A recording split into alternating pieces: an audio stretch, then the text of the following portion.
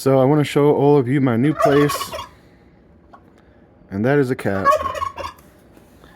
And this is a turkey that pretty much gobbles whenever you say something above a certain volume. Anyway, this is my place. This is my outside. This is a cherry tree. It's pretty cool. And I have this to play around with, which is something I'm really excited about. All of this here, that's my front door, the entrance to my front door. And before I work on anything else, I want to work on the ground. The ground is sloping toward the house. So the lowest part of the ground is just next to the house. So that's going to hurt the foundation. So I want to regrade this whole thing, which is going to take a lot of time and is probably more work than I'm aware of. And I can't regrade the parts back there so much as just this section here. This is kind of a makeshift sidewalk here. Probably looked better at one point, but it works fine. There's our turkey friend again. That leads out to my car. I'm in a fourplex. There are 3 other plexes besides my own. Anyway, all this here, I want to kind of grade differently so that the water doesn't come towards the house. And then I want to create a path somewhere in the middle that I can walk and anybody can walk. And besides that, I don't think there should be any walking.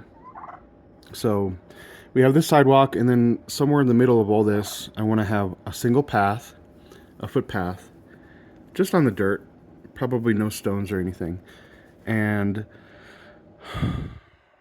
people can walk on that footpath, and there should be no walking on either side because we ought to let the plants grow. So I need to remove some of these rocks. I want to regrade it over time, and then let things wild and let things grow. Let the water go where it can. Help the water, go to the places it needs to go to assist the growing of plants. What else do I want to say? There's our turkey friend.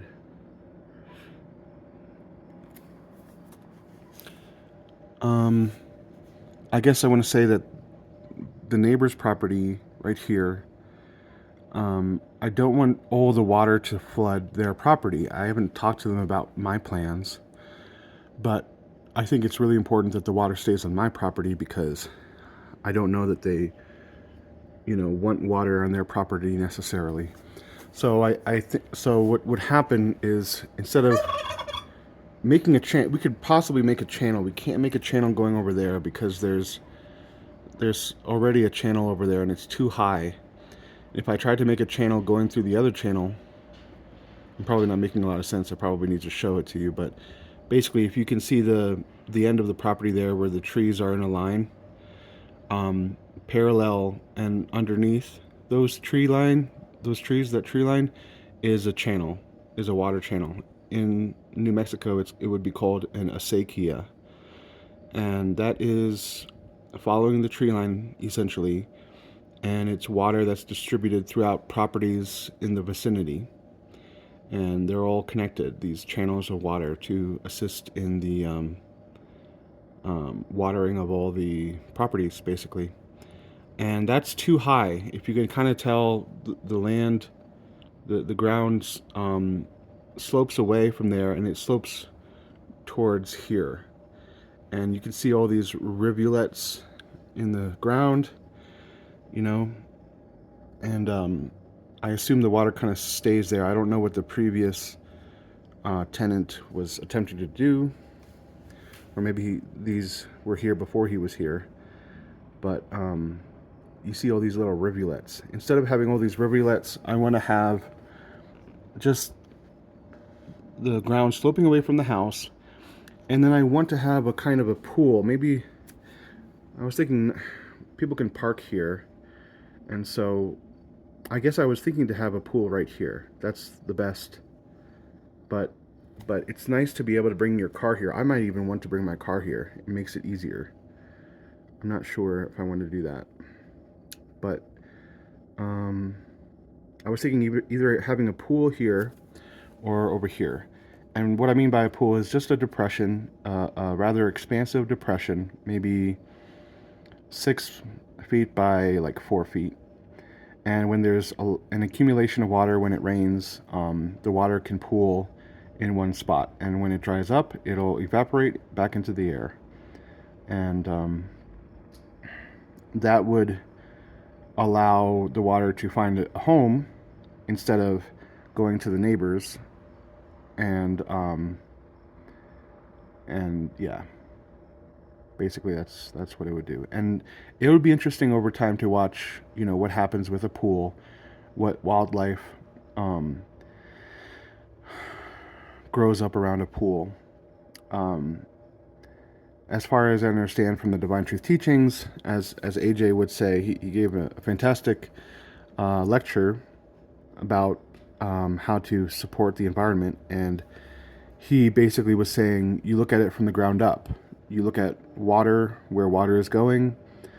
You care for the soil. You care for the bugs, the insects, the critters, the ants, and the micro. I mean, at the very bottom, the micro, you know, animals, the bacteria, and all that. Um, I, I believe bacteria like moisture. I think there are some, you know, bacteria that specifically do okay without moisture, but you know, the more the merrier. Sitting water over time is going to um,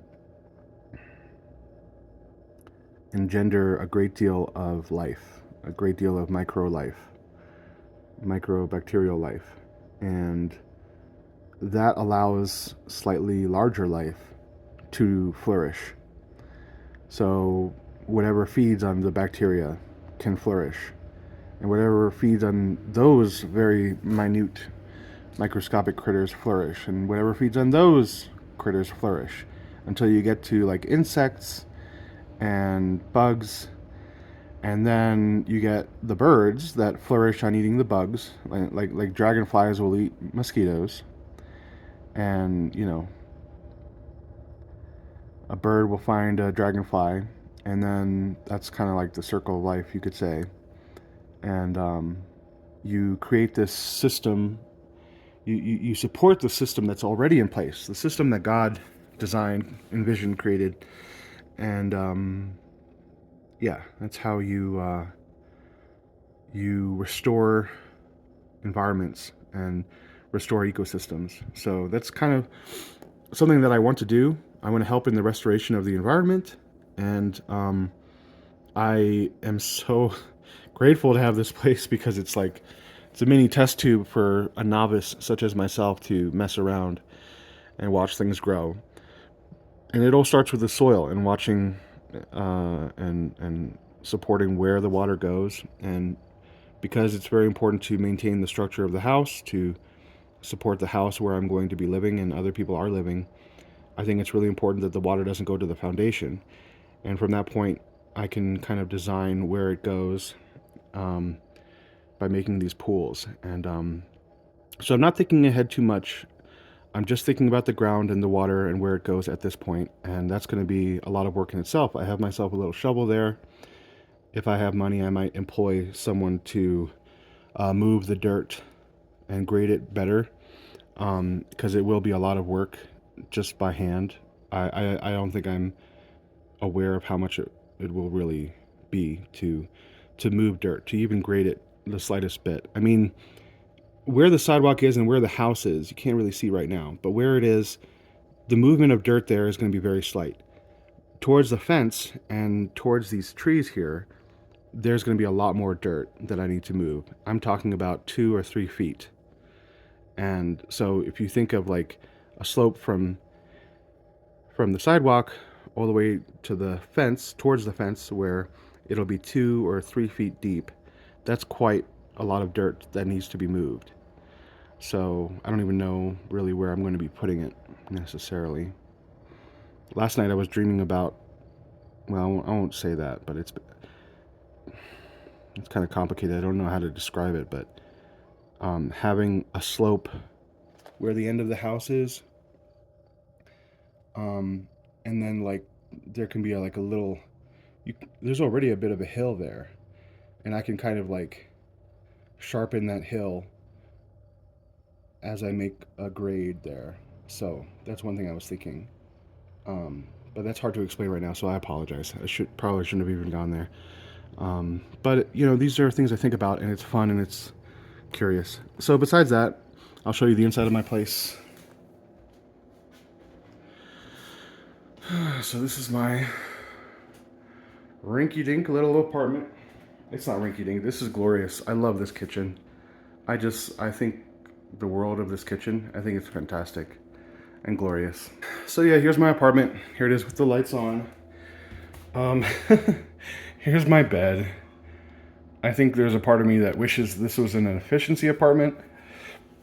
It is a one-bedroom apartment. At some point I may appreciate that more fully.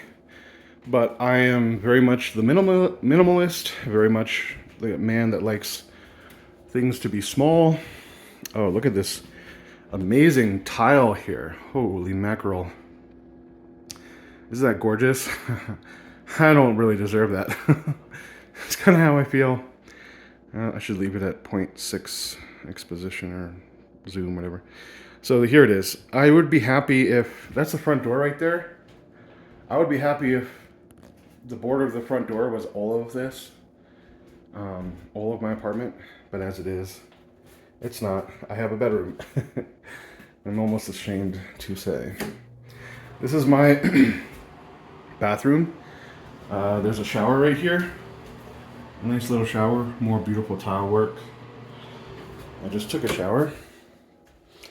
And here is my bedroom, which I'm currently putting my clothes in and nothing else.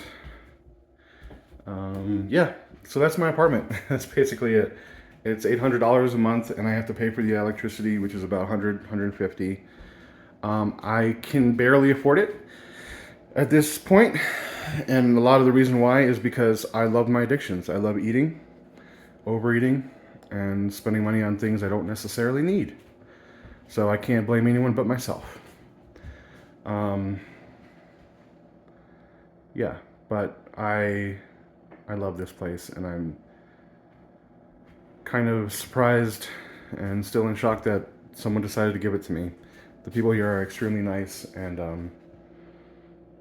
I don't know. I was going through a rough period, and I was wanting to find a place that was, you know, good enough for me, and a place where I can live alone without a roommate so that I could feel my emotions. And this was, I just found this place 28 minutes after it was posted on Craigslist. I contacted them right away, and they singled me out as someone they wanted to explore to stay here, and everything worked out. I didn't even have the full deposit, and they worked with me there, so I'm really grateful and still kind of shocked that they let me come here. So it's really terrific, and yeah, I'll just leave it there.